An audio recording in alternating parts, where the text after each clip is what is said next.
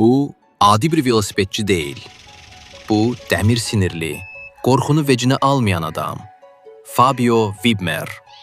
1995-ci ildə Avstriyada doğulan Fabio, hələ yeniyetmə yaşlarında küçə trialıma girib və tezliklə bütün dünyanı heyrətləndirən ad olub. Hər stand, real küçələrdə, real binaların üstündə, real təhlükə ilə çəkilir. Kamera arxasında yüzlərlə uğursuz cəhd, cızılmış dəri, qırılmış velosiped hissələri var. Amma o, heç vaxt dayanmayıb. 2016-cı ildə Avstriyanın downhill üzrə milli çempionu oldu.